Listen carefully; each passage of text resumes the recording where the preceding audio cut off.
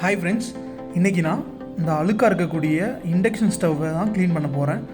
நான் க்ளீன் பண்ணுறது மட்டும் இல்லாமல் இண்டக்ஷன் ஸ்டவ் யூஸ் பண்ணுறவங்க எல்லாரும் எப்படி க்ளீன் பண்ணணும் அப்படிங்கிறத சொல்லித்தர போகிறேன். அதுவும் இன்ஸ்ட்ரக்ஷன் மேனுவலில் என்ன சொல்லியிருக்காங்க, எப்படி க்ளீன் பண்ணணும், என்னெல்லாம் பண்ணலாம், என்னெல்லாம் பண்ணக்கூடாது அப்படிங்கிற கூடுதல் தகவல்களையும் உங்களுக்கு நான் சொல்ல போகிறேன். வீடியோவை ஸ்கிப் பண்ணாமல் ஃபுல்லாக பார்த்து சேஃப்டியாக க்ளீன் பண்ண கற்றுக்கோங்க. இந்த வீடியோவை பார்த்து முடித்ததும் உங்களுக்கு நான் சொன்ன தகவல் பயனுள்ளதாக இருந்தால் லைக் பண்ணுங்கள். இன்னும் இது மாதிரி இதை விட அதிகமாக தெரிஞ்சுக்கணும்னு ஆசைப்பட்டீங்கன்னா மறக்காமல் சப்ஸ்கிரைப் பண்ணுங்கள்.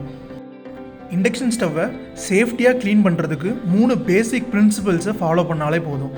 ஃபஸ்ட்டு ஒன் என்ன அப்படின்னா, இண்டக்ஷன் ஸ்டவ்வோட ப்ளக் இருக்குல்ல, ஸ்விட்ச் ஆஃப் பண்ணிவிட்டு ப்ளக்கை வால் அவுட்லெட்லேருந்து ரிமூவ் பண்ணிடணுங்க. செகண்ட் ஒன் ஸ்டவ்வோட குக்கிங் ஜோன் இருக்குது பாருங்கள், அந்த குக்கிங் ஜோன் ஹாட்டாக இருக்கும்போது நீங்கள் அதை தொடவே கூடாதுங்க. அது கூல் ஆகிற வரைக்கும் நீங்கள் வெயிட் பண்ணணும். கூல் ஆனதுக்கப்புறமா தான் அதை க்ளீன் பண்ண ஆரம்பிக்கணும். ஸோ மூணாவது விஷயம் என்ன அப்படின்னா, பவர் ஹப்பை எடுத்துகிட்டு போயிட்டு ரன்னிங் வாட்டர், அதாவது நீங்கள் போய் ஒரு டேப் ஓப்பன் பண்ணி தண்ணி வந்துட்டு இருக்கும்போது பவர் ஹப்பை எடுத்துகிட்டு போயிட்டு அங்கே வச்சு க்ளீன் பண்ணவே கூடாதுங்க. இதுதான் மூணாவது முக்கியமான பேசிக்கான பிரின்சிபலுங்க. பவர் ஹப்பை க்ளீன் பண்ணுறதுக்காக நம்ம என்ன பண்ணிக்கணும் அப்படின்னா, ரொம்பவே சாஃப்டான கிளாத்து தான் யூஸ் பண்ணணும்.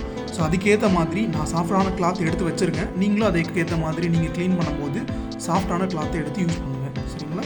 இப்போது நான் சொன்ன தகவலை தவிர வேறு என்ன கொடுத்துருக்காங்க அப்படிங்கிறத பார்த்துடலாம். பாருங்கள், ஃபஸ்ட்டு அந்த சுவிட்ச் ஆஃப் பண்ணணுங்கிற இன்ஃபர்மேஷன், ரெண்டாவது அந்த அப்ளையன்ஸ் கூல் ஆகணும், ஸோ மூணாவது பவர் ஹப்பை ரன்னிங் வாட்டரில் க்ளீன் பண்ணக்கூடாது. ஸோ இந்த இன்ஃபர்மேஷன்ஸ் தான் கொடுத்துருக்காங்க. ஸோ அது தவிர எக்ஸ்ட்ராவாக சாஃப்டான கிளாத்தை யூஸ் பண்ணணும் அப்படிங்கிற இன்ஃபர்மேஷன் கொடுத்துருக்காங்க. இது போக வேறு என்ன இன்ஸ்ட்ரக்ஷன், சேஃப் கார்டு கொடுத்துருக்காங்க அப்படிங்கிறத பார்த்துடலாம். ஸோ ரொம்பவே முக்கியமான விஷயம் பாயிண்ட் நம்பர் 11 பாருங்கள், இந்த பிளாக் கிளாஸ் உடஞ்சிடவே கூடாதுங்க. அதாவது நீங்கள் க்ளீன் பண்ணும்போதாக இருக்கட்டும், இல்லை சமைக்கும் போதாக இருக்கட்டும், எப்போ வேணாலும் சரி, ஆனால் அந்த பிளாக் கிளாஸ் உடஞ்சிடாமல் பார்த்துக்கணும். அதுதான் ரொம்பவே முக்கியமான விஷயம். ஸோ அப்படி இன்கேஸ் உடஞ்சிருச்சு, இல்லை இதுக்கு முன்னாடி நீங்கள் யூஸ் பண்ணும்போதே உடஞ்சிருக்கு, அப்படி அந்த மாதிரியான இது இஷ்யூஸ் வந்துச்சு அப்படின்னா நீங்கள் டேரெக்டாக போய் சர்வீஸ் சென்டர் கான்டாக்ட் பண்ணணுங்க. ஸோ அதுதான் இந்த இன்ஸ்ட்ரக்ஷனில் கொடுத்துருக்காங்க. நான் சொன்னது போக இதுதான், இந்த பேசிக்கான பிரின்சிபல்ஸ் மட்டுமே என்னாகுங்க. இவ்வளவு நேரம் இண்டக்ஷன் ஸ்டவ்வை சேஃப்டியாக க்ளீன் பண்ணுறதுக்கான பிரின்சிபல்ஸை பார்த்தோம். இனிமேல் இந்த இண்டக்ஷன் ஸ்டவ்வை பலன்னு மாற்றுறதுக்கான வழி என்னென்ன அப்படிங்கிறத நான் உங்களுக்கு இப்போ சொல்கிறேன். ஃபஸ்ட்டு நீங்கள் கிளாத் அந்த மாதிரி சாஃப்டான கிளாத் எடுத்து வச்சுக்கோங்க, கொஞ்சம் தண்ணி எடுத்து வச்சுக்கோங்க. இப்போ என்ன பண்ணலாம் அப்படின்னா, அந்த சாஃப்டான கிளாத்தை கொஞ்சம் தண்ணியில் முக்கி அதை எடுத்து நம்ம இந்த இண்டக்ஷன் ஸ்டவ்வை க்ளீன் பண்ண ஸ்டார்ட் பண்ணலாம். ஃபஸ்ட்டு நீங்கள் அவுட்டரில் க்ளீன் பண்ண ஆரம்பிச்சிடலாங்க. அவுட்டர் க்ளீன் பண்ணி முடிச்சதுக்கப்புறமா கொஞ்சம் கொஞ்சமாக ஸ்டெப் பை ஸ்டெப்பாக நம்ம குக்கிங் ஜோன் பக்கத்தில் நம்ம க்ளீன் பண்ண ஸ்டார்ட் பண்ணலாம். சரிங்களா? இப்போது இந்த கிறிஸ்டல் கிளாஸ் பக்கத்தில் இருக்க கரையை க்ளீன் பண்ண ஆரம்பிச்சிடலாங்க. ஸோ பாருங்கள், நான் தண்ணியை வச்சு க்ளீன் பண்ணிட்டு தான் இருக்கேன். அங்கே அழுக்கெல்லாம் போகிறது உங்களுக்கு தெரியுதா? ஸோ நல்லாவே ரொம்பவே சாஃப்டாக பண்ணாலே போதுங்க. ஏன்னா நீங்கள் ரொம்ப அழுத்தி தேய்க்கும் போது என்ன ஆகும் அப்படின்னா, அந்த குக்கிங் ஜோன் இருக்குது பார்த்தீங்களா, அந்த ஜோனில் கிராக் ஏதாவது விழ ஆரம்பிச்சிடலாம். ஸோ அதனால் நீங்கள் கிராக் விழாத அளவுக்கு நீங்கள் சாஃப்டான கிளாத் யூஸ் பண்ணிக்கோங்க. நான் அந்த மாதிரியான ஒரு கிளாத்தை தான் வச்சு நான் யூஸ் பண்ணிகிட்டு இருக்கேன். பாருங்கள், கரெல்லாம் போகிறது உங்களுக்கு தெரியும்னு நினைக்கிறேன்.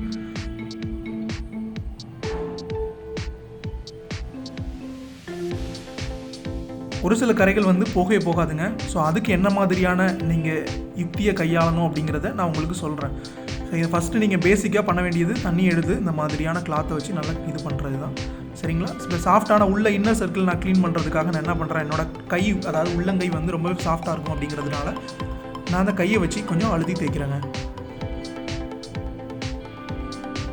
இப்போ நீங்கள் அழுத்தி தேய்ச்சதுக்கப்புறமா இப்போ மறுபடியும் கொஞ்சம் தண்ணி எடுத்து அதில் முக்கி துடைக்க ஆரம்பிச்சிடலாம்.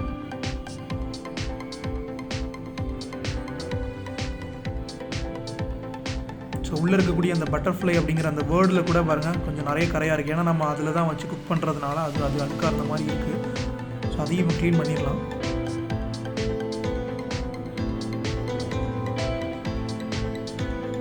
இதுக்கு ரொம்ப நேரம் ஆகாதுங்க, வெறும் 10 நிமிஷம் ஒர்க்கு தாங்க.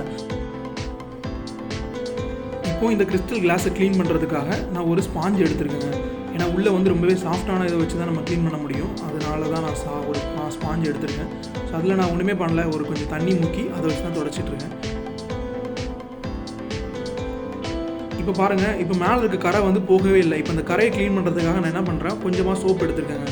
சோப் எடுத்து நான் இந்த கிளாஸஸ் ஃபுல்லாகவே நான் அப்ளை பண்ணுறேன். அந்த சோப்பை நான் உங்கள்கிட்ட ஏற்கனவே ஸ்டார்டிங்கில் சொன்னேன், இந்த மாதிரி ஒரு சில கரைகள் போகவே போகாது. அந்த டைமில் என்ன யூஸ் பண்ணணும் அப்படின்னா, ஸோ கொஞ்சம் சோப்பு இல்லை அப்படின்னா லிக்விட், இந்த ரெண்டில் ஏதாவது எடுத்து நீங்கள் இந்த மாதிரி அப்ளை பண்ணிவிட்டு நீங்கள் மறுபடியும் நார்மலாக கொஞ்சம் தண்ணியை முக்கி கிளாத்தில், ஸோ அந்த கிளாத்தை வச்சு துடைக்க ஆரம்பிச்சிடலாம். ஸோ அப்படி துடைக்க ஆரம்பித்ததுக்கப்புறமே இந்த அழுக்குகள்லாம் போக ஆரம்பிச்சிடும். நீங்கள் பார்த்தாலே தெரியும் உங்களுக்கு இந்த அழுக்குலாம் எவ்வளோ க்ளீனாக போகுது அப்படிங்கிறது.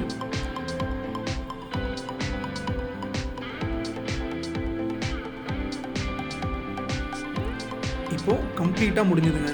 மேக்ஸிமம் எல்லாமே நம்ம க்ளீன் பண்ணி முடிச்சிட்டோம். பாருங்கள் சுத்தமாகிடுச்சு. இப்போ ஒரு நல்ல ஒரு காஞ்ச துணியை எடுத்து நம்ம என்ன பண்ணிடலாம் அப்படின்னா, இதை அப்ளையன்ஸை ஃபுல்லாக தொடச்சி எடுத்துடலாங்க. ஏன்னா நம்ம க்ளீன் பண்ணி முடிச்சிட்டோம். இப்போ பாருங்கள் நல்லா தொடச்சி எடுத்துட்டா முடிஞ்சது வேலை.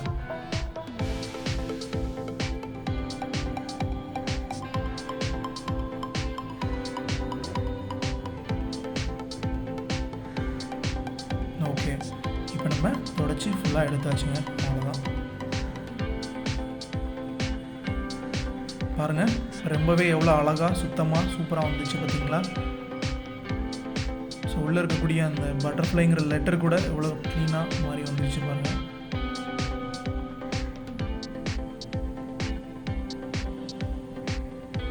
பார்த்தீங்களா? அப்படியே புதுசாக நம்ம வாங்கின மாதிரியே இருக்குல்ல. இது மட்டும் இல்லைங்க, இன்னும் ஃபுல்லாக ப்ராசஸ் முடியலை. ஏன்னா நம்ம இப்போதைக்கு மேல் பாகத்தை மட்டும்தான் நம்ம க்ளீன் பண்ணி முடிச்சிருக்கோம். ஸோ இதுக்கு கீழே, அதாவது அப்ளையன்ஸஸ்க்கு கீழே இன்னும் ரொம்பவே அழுக்காக இருக்கும். அதை நம்ம இன்னும் பார்க்கவே ஆரம்பிக்கல. ஸோ வாங்க அதையும் நம்ம சேர்த்து எப்படி க்ளீன் பண்ணணும் அப்படிங்கிறத பார்த்துடலாம். இந்த பவர் ஹப்போட கீழே ரொம்பவே அழுக்கு இருக்கும். அதை நம்ம க்ளீன் பண்ணுறதுக்காக ஒரு துண்டு எடுத்து நான் விரித்து வச்சுருக்கேங்க. ஸோ அதில் அப்ளையன்ஸஸ் அப்படி தலைகீழ திருப்பி வச்சுருக்கேன். சரிங்களா? பார்த்தீங்களா? இப்படி தலையில் திருப்பி வச்சப்போ கீழே எந்த கிராக்கும் வராது. அதுக்காக பாருங்கள் எவ்வளோ அழுக்கு இருக்குன்னு பாருங்கள். இந்த வென்டிலேட்டர் ஃபேன் கீழே இருக்கிறதுனால ஸோ இவ்வளோ அழுக்கு அந்த தூசி போய் அங்கே போய் படிஞ்சிருக்கு. ஸோ இதை எப்படி க்ளீன் பண்ணணும் அப்படிங்கிறத நான் இப்போ சொல்கிறேன். இதுவும் பேசிக்கான சிம்பிளான ப்ராசஸ் தாங்க. 3 பேசிக்கான பிரின்சிபலை ஃபாலோ பண்ணால் இதையும் க்ளீன் பண்ணி முடிச்சிடலாம். ஃபஸ்ட்டு ஒன்று என்ன அப்படின்னா, நீங்கள் இந்த மாதிரி ஒரு துண்டை எடுத்து இல்லை ஒரு சாஃப்டான கிளாத் எடுத்து கொஞ்சம் தண்ணியை முக்கி இந்த மாதிரி நீங்கள் க்ளீன் பண்ணணுங்க. ஃபஸ்ட் லெவல், இதுதான் முதல் லெவல் ஆஃப் ப்ராசஸ். ஸோ இது பண்ணுறதுனால என்ன ஆகும் அப்படின்னா, அந்த அழுக்கில் ஈரமாக அதிகமாக படுங்க. அப்படி படும்போது அழுக்கு ஈஸியாக வரதுக்கு வாய்ப்பு இருக்குது. நீங்கள் எது அந்த மாதிரி காஞ்ச மாதிரி இருந்தது அப்படின்னா, நீங்கள் எடுக்கவும் என்ன ஆகும் அப்படின்னா, அது டக்குன்னு கீழே விழுந்துருங்க. அப்படி விழும்போது மறுபடியும் உள்ளே போய் ஏர் வென்டிலேட்டரில் போய் மாட்டிக்கிடும். ஸோ அந்த மாதிரியான இஷ்யூஸ் ஃபேஸ் பண்ணக்கூடாது அப்படிங்கிறதுக்காக தான் ஃபஸ்ட்டு இந்த மாதிரி நீங்கள் தொடச்சி எடுத்துடணுங்க.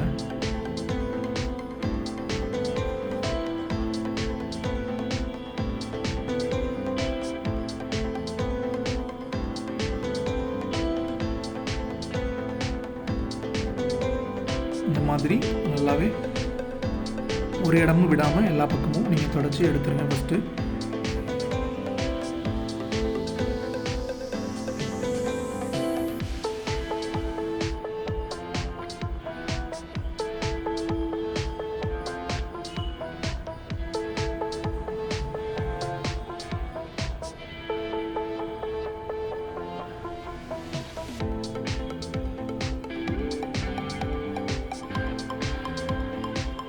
இப்போ நம்ம தொடச்சி எடுத்தாச்சு பாருங்கள். இப்போவே கொஞ்சம் அழுக்கு போயிடுச்சு பார்த்தீங்களா?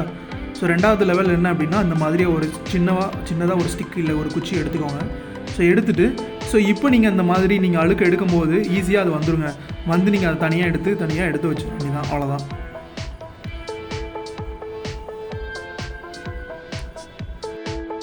ஃபஸ்ட் லெவல் ப்ராசஸ் நீங்கள் முடிச்சதுக்கப்புறமே 50% ஆஃப் அழுக்கு நீங்கள் எடுத்துடலாங்க. ஸோ ரெண்டாவது ப்ராசஸ் நீங்கள் பண்ணும்போது பேலன்ஸ் இருக்கிற 25% ஆஃப் அழுக்கும் நீங்கள் வந்துடும். ஸோ இதுக்கும் 10 நிமிஷம் தான் ஆகும், அதுக்கு மேலே ஆகாது. நீங்கள் இந்த மாதிரி எடுக்கும்போது அழுக்கு எல்லாமே ஆட்டோமேட்டிக்காக வந்துடும். இந்த ப்ராசஸ் நீங்கள் முடிச்சதுக்கப்புறமா பாருங்கள் இப்போ எவ்வளோ க்ளீனாக மாறிடுச்சு அப்படின்ட்டு. ஆனால் இப்போவும் பேலன்ஸ் 25% ஆஃப் அழுக்கு இருக்குது. அதில் உங்கள் கண்ணுக்கு தெரியல, ஆனால் அதில் நீங்கள் செய்யும் போது உங்களுக்கு தெரியும் அதில் அழுக்கு இருக்கும். ஸோ இது நீங்கள் என்ன பண்ணணும் அப்படின்னா, மூணாவது லெவல், அதுதான் மூணாவது ப்ராசஸ். என்ன பண்ணணும் அப்படின்னா, இந்த மாதிரி கொஞ்சம் ஒரு துண்டு எடுத்துக்கோங்க, இல்லைனா ஒரு கிளாத் எடுத்துகிட்டு ஸோ இந்த மாதிரி சுருட்டி அந்த கேப்ஸில் நீங்கள் உள்ளே விட்டு எடுக்கும்போது என்ன ஆகும் அப்படின்னா, அங்கே இருக்கக்கூடிய பேலன்ஸ் 25% ஆஃப் அழுக்கும் க்ளீனாக எடுத்து க்ளீன் பண்ணி முடிச்சிடலாங்க. பார்த்திங்களா? இந்த மாதிரி சுருட்டி கேப்ஸில் விட்டு எடுக்கும்போது அந்த அழுக்கும் வந்துடுங்க. ஸோ இப்போ நீங்கள் இது முடிச்சதுக்கப்புறமா நீங்கள் பார்த்தீங்க அப்படின்னா பவர்ஹப் ரொம்பவே பளபளன்னு நீட்டாக மாறியிருக்குங்க. ஸோ இன்றைக்கி என்னோடய ஒர்க்கு முடிஞ்சது. நீங்கள் செய்யும்போது இந்த வீடியோவை பார்த்து சேஃப்டியாக செய்யுங்க. நன்றி.